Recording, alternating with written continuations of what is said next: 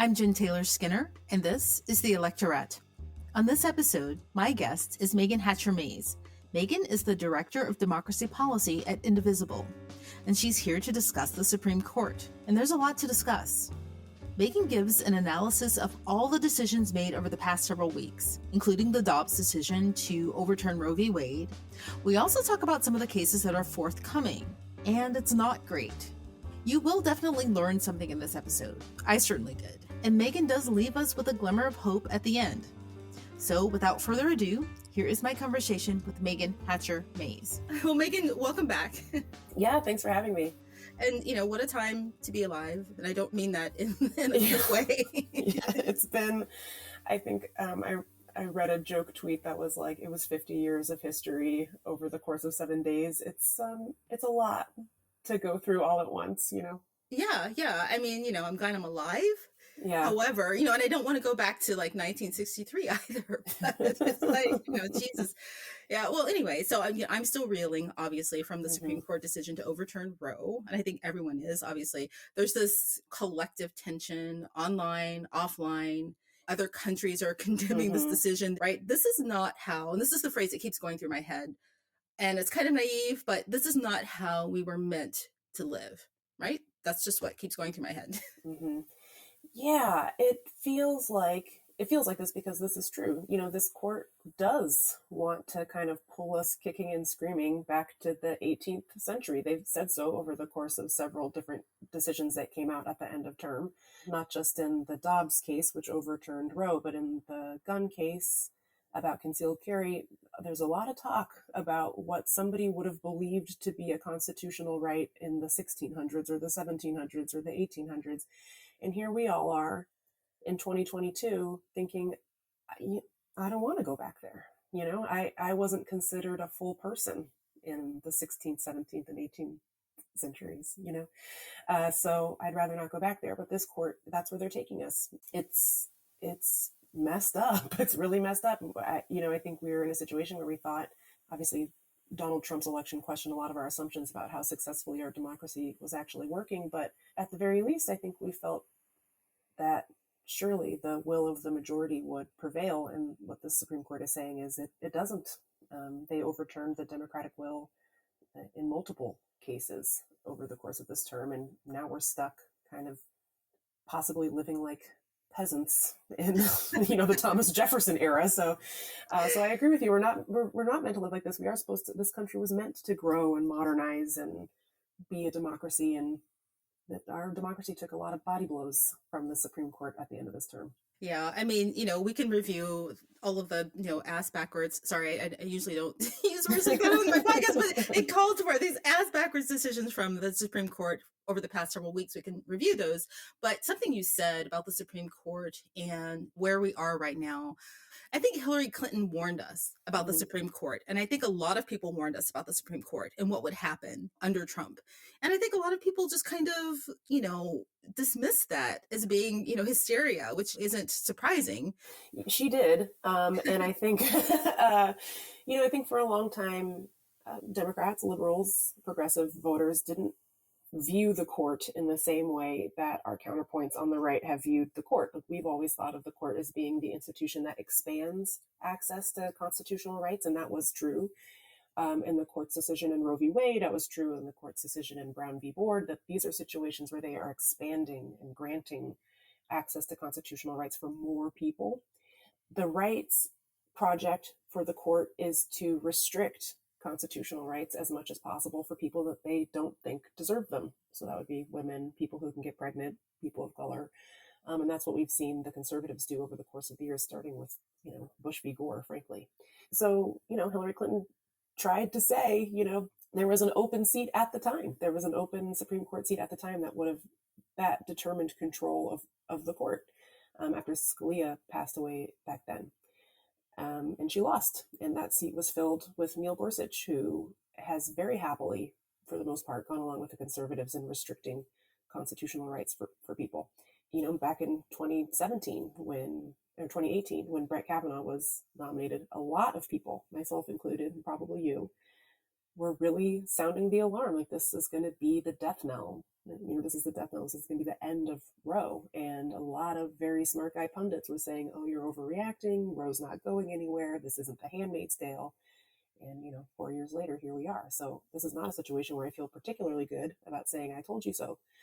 But it's really important for people to understand that the role that the court plays in our lives, and the role that they are now playing in our lives, is acting as an extension of the Republican Party. And so that's the danger that we're in.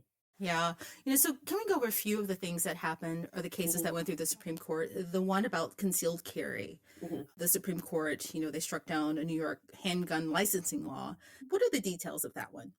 Yeah, so that's exactly right, where New York had a law that required you to show cause or a reason why you needed to conceal carry, which was a relatively high bar, because the goal is to have fewer guns on the street, given how this country works.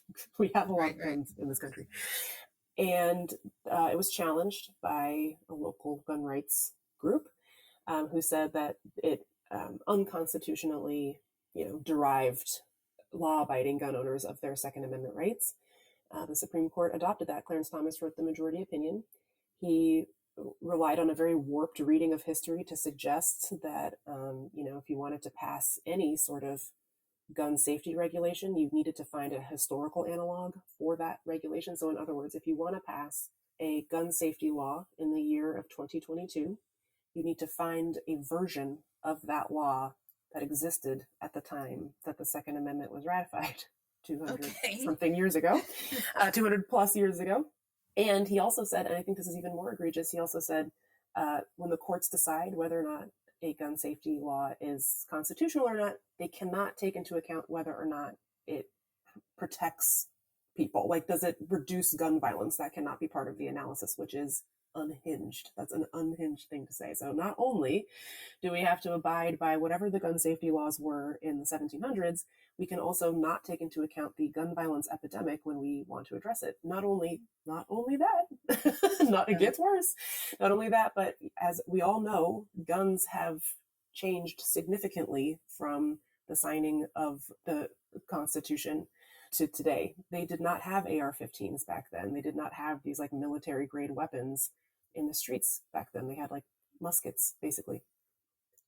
Clarence Thomas says it doesn't matter how modern or new. It doesn't matter whether or not the weapon that you want to ban or regulate existed back then or not. You still have to follow the same rules. So the founders would have their minds blown if they knew these types of weapons were readily available and proliferating on the streets. But given that they didn't exist at the time, you're probably not going to find a historical analog for a gun safety regulation for an AR-15. So all that to say, I know this is very long-winded, but all that to say, the Supreme Court has effectively said, we don't care about the gun violence epidemic in this country. It is better to have as many guns on the street as possible.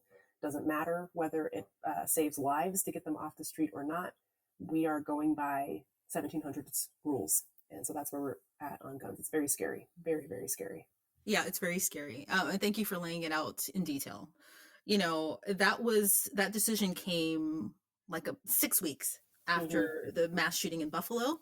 And, just weeks after Uvalde, and now the mass shooting over the holiday weekend. I mean, it's wild. It's just insane. I don't understand. Does this have ramifications beyond New York? Yes, it does. It affects everyone. So if you live in a state that has relatively strict gun safety laws, so I live in DC, it's very difficult to buy a gun here, let alone conceal carry one or open carry one, or it's very difficult to even get one to have in your house, which is good, in my opinion. Those laws are at risk. Those laws can be challenged and probably will be if you live in a state like Washington State or California that has relatively strict, like a blue state that has pretty strict gun safety laws. Very likely all of those will be challenged by the NRA or a local gun, like a local NRA chapter or something will very likely challenge those laws. And I think that courts, given that this new opinion, will have a difficult time upholding any of them unless you can find a historical analog for the gun safety laws that you've passed. Now, this question isn't necessarily directly related to the Supreme Court, but regarding blue states versus red states, right? I mean, in the scope of things, how much does it matter given that this is a national problem? Because you can go to a red state, with their lax gun laws and buy a gun and come to a blue state. Right? I mean, the Buffalo shooter traveled. He traveled across New York State, but he still traveled. There's nothing barring someone from getting a gun somewhere where they can easily get a gun and go somewhere else and, commit a heinous crime. That's right. Again, I live in DC. Almost all of the guns that the police confiscate here that are used in crimes in the district come from Virginia. So almost all of them.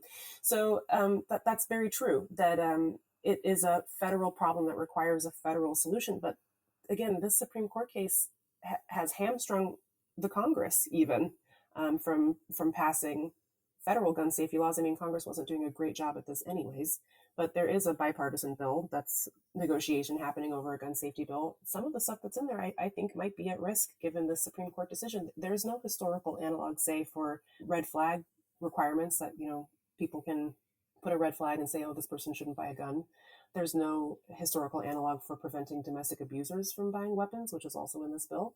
So Congress now is going to have even more difficult time passing gun safety laws given this new Supreme Court opinion. So it applies to the states and to Congress as well. But you're right that you really can't solve the problem unless you're dealing with guns everywhere, especially if you live on the border of a state that has really lax gun laws, Yeah, and speaking of Congress, they literally just passed, some new gun laws following the Uvalde shooting, right? Mm-hmm. And there were people saying this is meaningful to some extent. And then, you had the shooting over the holiday weekend in Illinois. I don't know, that says a lot.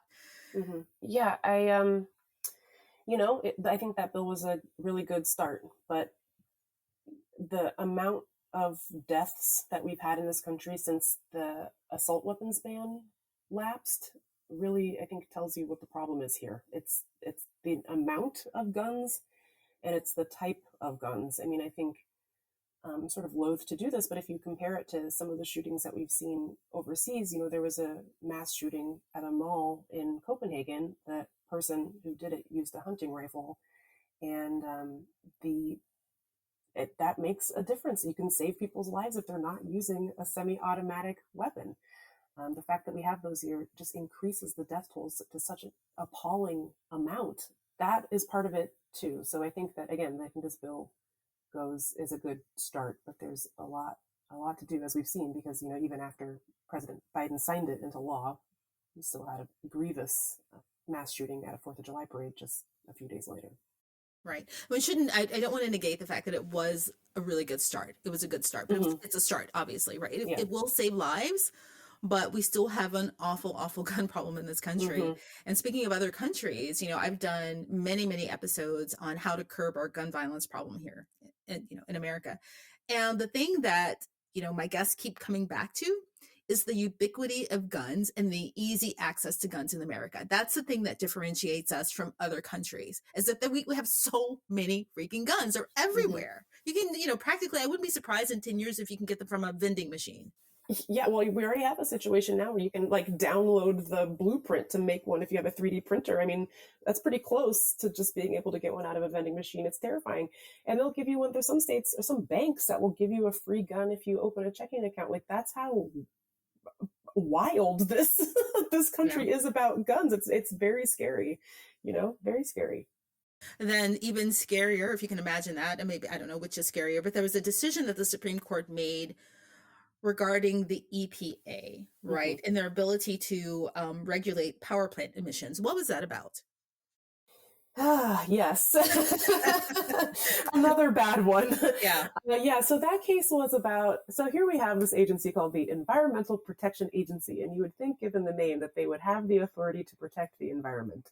But the Supreme Court decided at the end of term that their ability to protect the environment is pretty significantly limited, actually. They severely curbed the EPA's authority to regulate clean air carbon emissions.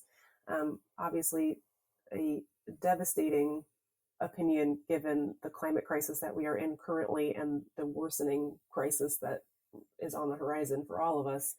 It's very bad. It opens the door for polluters to emit more pollution. And it also raises some questions about agency authority for other agencies. So if the EPA isn't allowed to protect the environment, then is the Department of Labor allowed to protect workers' rights? It sort of opens the door for a lot of challenges to how the federal government as a whole operates. So that's what makes it really scary. It just, it doesn't end there. They have accepted another case that they're going to hear next term about the EPA's ability to administer the Clean Water Act. So they've already gone after the Clean Air Act, and now they're going to go after the Clean Water Act. I don't think the outcome of that case will be good. But that's what we're dealing with this court. They favor the wealthy and corporations, and that's what they did in this case as well. Yeah, I mean, there's a reason to think that it would be good. No, like there's nothing to. There's no reason to think that any of their decisions are going to be good. Right. I mean, are they trying to destroy the EPA? I mean, yes. Okay. Yeah, very, very much so. Yeah, definitely.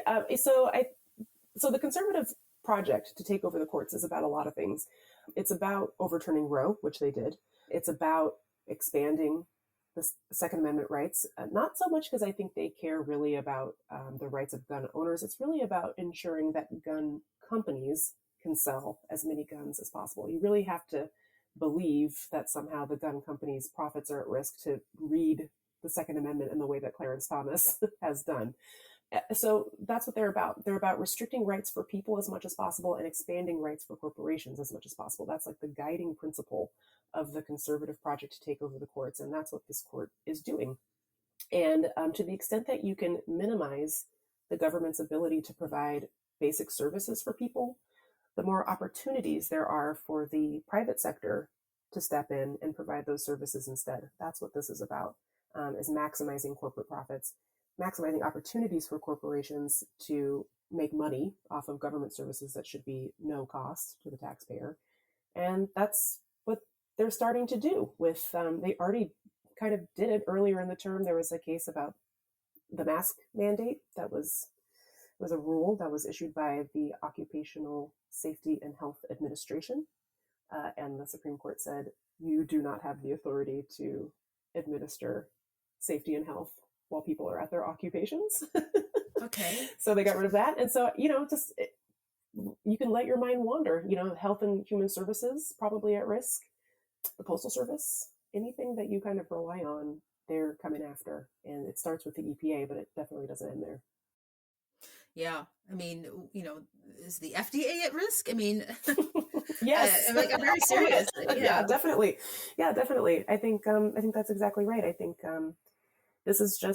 this court represents an ideology that is hostile to government. And so anything that they can do to make the government less reliable, maximize corporate profits, that's what they're going to do. So it's definitely not limited to clean air and clean water. That's bad enough. But I think that many other federal agencies are at risk from this court, not just the EPA. Yeah, the irony are, they are government. They're the judicial government. Yeah, that's right. That's right. I don't think they think of themselves that way, but that is true. They are. So regarding upcoming cases, there are a few that are worrying. And there was one, or two rather, regarding affirmative action. Are you familiar with those? Students for fair admissions? Yeah. Yes. Those are some scary cases. There's one involving Harvard, I think, about the use of race-conscious admissions. In other words, that you acknowledge that there are differences in how people are treated based on their race. I think this court has been angling to strike down the use of race-conscious admissions and strike down the ability of states to implement affirmative action rules. There have been some really close calls in the past when Justice Kennedy, who was a little bit more moderate, was a swing vote. He would vote in favor of affirmative action policies. So there were some close calls back in 2013, 2014 about a white woman who was denied admission to UT Austin. And she argued it was because she was white. So far, affirmative action is allowed, except for K through 12 admissions, thanks to a case called Parents Involved, which is based out of Seattle, by the way. But you can use it in higher education. Kennedy's gone now, and we have a 6-3 conservative majority. So in the past, the Chief Justice John Roberts has written that the way to end discrimination on the basis of race is to stop discriminating on the basis of race. He wrote that in an opinion. He didn't have the votes to make that like the actual law, but I think he does now. So I think that it's not looking good for the use of affirmative action in higher education given these upcoming cases. An additional complication is that because one of them involves Harvard, the new justice, Ketanji Brown Jackson, said in her confirmation hearings that she would likely recuse herself because she's on the board of trustees or some position like that at Harvard. So only 8 of the justices will ultimately be part of the deliberations and decision making for that case. So very likely that this is the end of affirmative action as well. For university admissions, right? For university admissions, yeah. But it could have repercussions beyond that, I would imagine. Yeah, to the extent that, there are, diversity programs in hiring and things like that, those sorts of things might be next on the chopping block. This sort of very retrograde view of race that if everyone, it's sort of, I don't know, I think that the conservatives' analysis here is very close to, I don't see race, I'm colorblind, like that sort of thing, very elementary view of how race functions in this country, and they're about to make that all of our problem. Yeah. So it's not looking good. Yeah, but at least when people say that, as flawed as it is, they're at least being sincere. Again, as flawed as that take is, I don't think the Supreme Court sincerely believes. No. Yeah, I mean, this is clearly bad people. Right, exactly. Yeah, that's right. But there are 2 cases, right? There's Students for Fair Admissions versus the University of North Carolina, and then there's one against, for Harvard, right? So there's 2 cases. I'm not really sure how that works, like which one they will take or which one they'll pick up, and if it matters. And even if Ketanji Brown Jackson, Justice Jackson, doesn't get to participate in the one against Harvard or the Harvard case, with the way that the court is balanced, it wouldn't really make that much difference aside from her not being able to write a dissent. That's right. Given that the court is at 6-3, she probably wouldn't be the swing vote in a case like that, and she won't be able to write a dissent or otherwise kind of participate in the deliberations or the decision making, which is unfortunate because I think her perspective and her voice would be critical on a case like this. But she probably wouldn't be the swing vote. That's true. It could be that they combine these 2 cases and hear them both together instead of hearing them separately. A lot of times they do that if the court issue in 2 different cases are basically the same. That actually did happen in the parents involved case. They combined a complaint from Seattle with a complaint from a southern state and combined them together and issued rulings in both cases at once. So that could happen with the UNC and Harvard case. So what is Moore versus Harper? That, I think, is involving the ability to nullify election results from the judicial branch? Yeah, so this one is a doozy. So this Moore v. Harper is a case about what's called the independent state legislature theory, which is a theory based on a completely bad faith reading of the Constitution that asserts that the only body in a state that has the authority to make decisions about how a state administers their elections is the state legislature. In other words, even if a state legislature passed a series of the most racist, voter suppressive law you've ever seen in your life, the state courts would not have the ability to hear challenges to those laws because only the state legislature would have the power to determine the state's election processes. So you can imagine how that might go in a state that has a severely gerrymandered state legislature that gives a lot of power, not just to Republicans, but to like MAGA loyalists who would be in control of congressional maps, state legislature maps, election processes, polling places, voter registration. If state courts can't hear those challenges to those types of laws and can't weigh in to say that these are blatantly unconstitutional, then they will go into effect. And some of those laws might include who has the power to determine the state's electors, how the electors are awarded, which obviously has implications for the presidential election. if a state passes some sort of law that says only the state legislature gets to determine how the electoral votes are assigned, they could just hand over the state's electoral votes to, say, Donald Trump, even if Donald Trump lost the popular vote in that case. So it's not hyperbole to say that our literal democracy is on the line with this case. Right. He wouldn't need Mike Pence in that case, right? He would not need Mike Pence. He would only need Brian Kemp, basically. So, like, just to replay it, say, if the Supreme Court adopts this theory, let's say they adopted it back in 2019, that means that in 2020, even though Joe Biden won the popular vote in Georgia, in a situation where the independent state legislature doctrine was real and existed, Georgia could have passed a law that says only the state legislature gets to designate who gets our electoral votes. They could have just given the electoral votes to Trump instead. And no state court would have had the ability to hear it if this doctrine had existed at the time. That's what we're dealing with. So he would not need Mike Pence. He would only need friendly state legislatures in 2 or 3 swing states, which he has. He has that. So, oh, geez, sorry. No, I'm sorry. I'm sorry to be the bearer of bad news. This is very scary. And, we know for sure that there are 4 justices currently on the Supreme Court who think that this theory is valid. Yeah. And they have written that. So basically the swing vote in this case is Amy Coney Barrett. That's what we're dealing with. It's very frightening, very terrifying. Yeah. I literally briefly became faint, right? I mean, that's correct. That's the correct reaction. Yeah.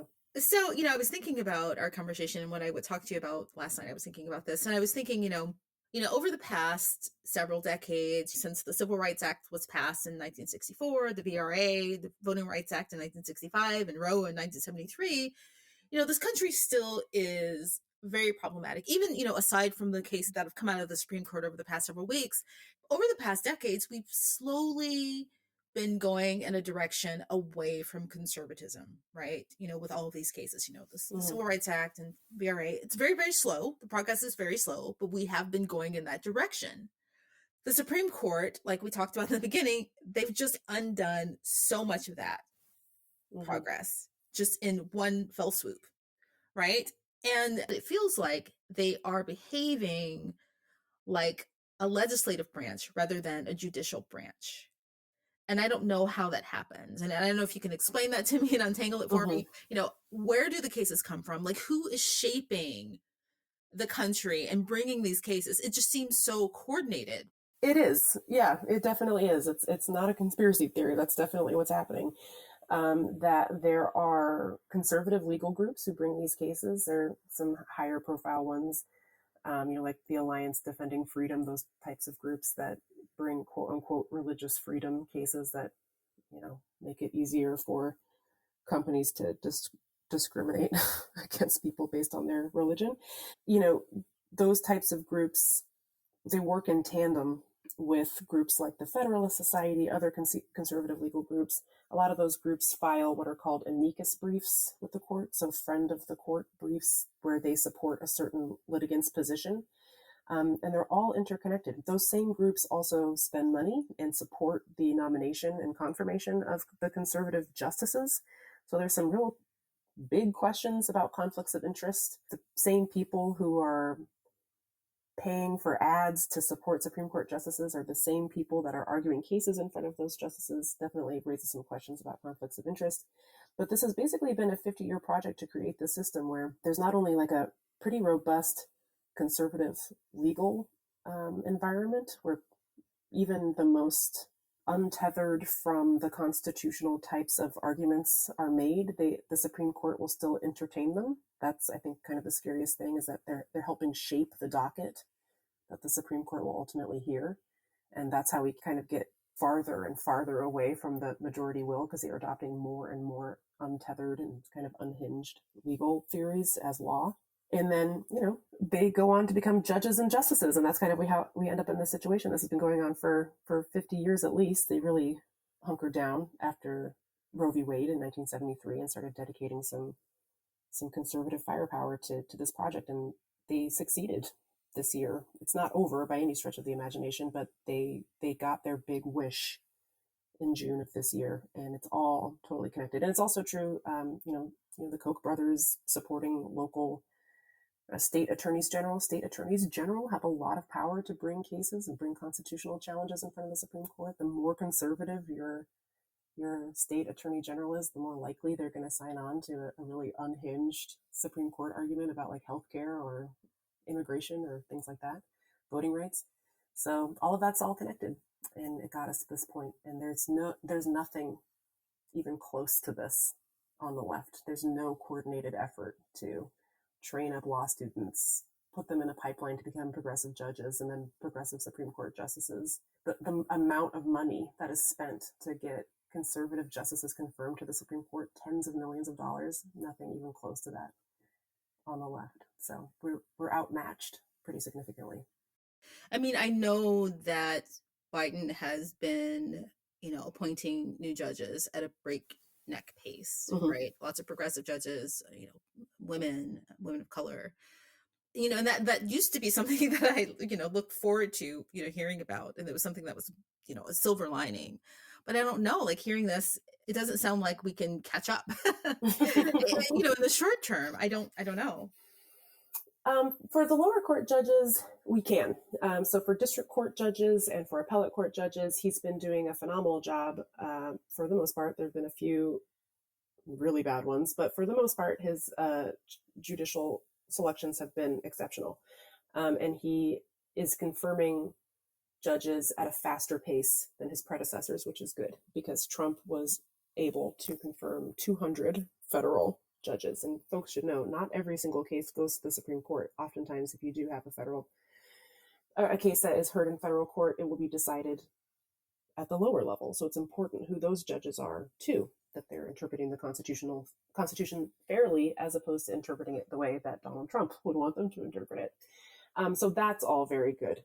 When it comes to the Supreme Court, it is true that unless we add seats to the Supreme Court, we are not getting out of this problem in the immediate future. So we're at a stage now where Democrats really need to let go of this idea that the Supreme Court is untouchable and can't be reformed, and it would be out of bounds somehow to treat the judicial branch the same way we treat every other issue, which is when something isn't working, you fix it, you reform it.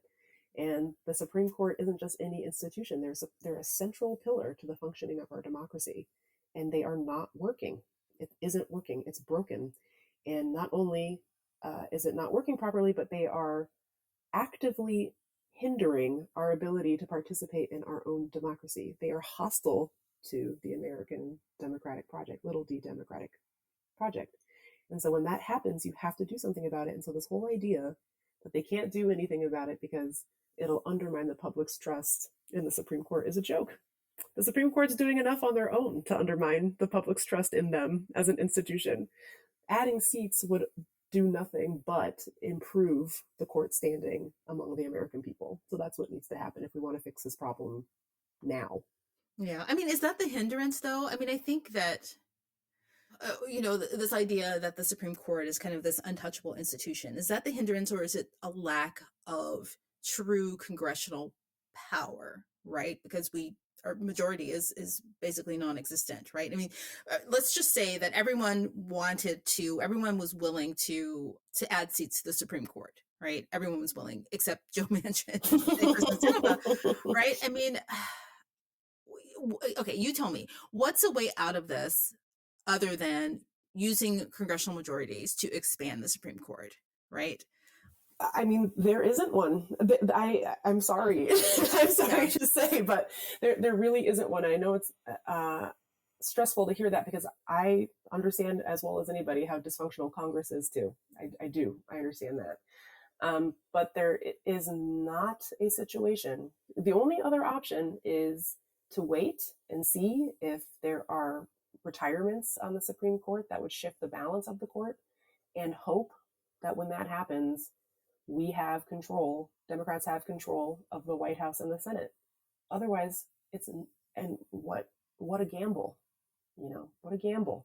Yeah. Otherwise, we're never going to get a Supreme Court justice confirmed ever again if we have a Democratic president and a Republican controlled Senate.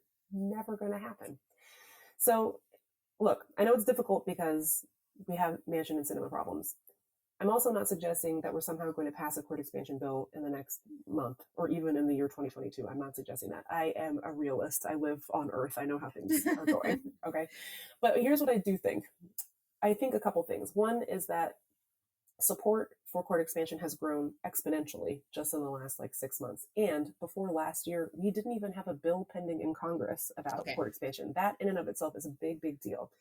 We have over 60 co-sponsors of the court expansion bill in the House. We have a lot of work to do on the Senate side because the Senate moves a lot slower. There's a lot more institutionalists on the Senate side. But what we can do is work this issue the same way we worked the filibuster, because that used to be really, the thought of getting rid of it used to be really unpopular too. Now you can't run as a Democrat for Senate if you support keeping the filibuster. We did that. That's what we all did. That came with a lot of work. It took years, 3 to 5 years. But we got there. We got our caucus there on that issue, except for the two fakes. We can do that with court expansion too, but we also need to send better Democrats to the Senate this year and beyond so that we can actually get it done. But it's going to take some work. No righteous fight comes easy. Otherwise we wouldn't have to do it. So it can happen, and it can happen sooner rather than later, but it's not going to happen overnight. We didn't get into this problem overnight, and we're not going to get out of it overnight either. There's this missing piece in this process. And I think, for the upcoming midterms, most of the primaries are over. I didn't hear a lot of people talking about those primary races and whether we were electing people to run during the midterms who wanted to end the filibuster or who wanted to expand the court, right? We often don't think about that collectively when we're selecting people to run during the midterms. Honestly, I don't know how many people who are running for the Senate in the fall support Supreme Court expansion, and that's a problem. So you end up with people like Manchin and Sinema in the Senate. Yeah, well, I still think that the gravity of what the Supreme Court is capable of is still sinking in for a lot of people. And I don't know that it fully did until the end of the term when they issued some of their worst decisions over the course of time. And by then, it is true that I think a lot of primaries had already been decided. But I think that the filibuster was a central question of primary candidates, especially on the Democratic side. Even moderate candidates like Connor Lamb in Pennsylvania came out pretty forcefully in favor of getting rid of the filibuster. That can be true for court expansion too. It's going to take some time. And I think if there's any silver lining to any of this, it's that the court is helping shape public opinion against them. They're behaving so badly that they're shaping public opinion against them. And I think, recent polls have shown that support for court expansion is growing. It might take some time for that to sort of pierce the bubble of our members of Congress, but they'll get there. They'll get there eventually. It's just going to take a lot of work on all of our parts to make it happen. We don't have 50 years to turn this back around, though. No, we so don't. They need to figure it out sooner rather than later. Yeah, like this year, really. Yeah, that would be the ideal. last. I mean, well, the thing is that, that's where constituent pressure, activists and organizers pressuring or shaping the narrative about what's important, right? I mean, the filibuster wouldn't be where it is if it weren't for that pressure, I don't believe. I think that's right. Well, anyway, so next time when you come on, can you have some answers for me? You give me lots of answers. Can you have some good news? Anyway, anything. Next time I come on, I'm just going to say I did it. We solved the problem. Democracy is saved. Thanks for having me on. And it'll be no problem. Well, Meagan Hatcher-Mays, thank you so much again for coming on. Thank you for your expertise. And, let's do this, I guess. Yeah, anytime. Just hang in there, everybody. Anybody listening, I know this is a difficult time, but we're better together. We're going to get through it together. I know how hard this is, and it's hard to stay motivated, but we're not done yet. Yeah, we must. Okay, thank you. Thank you.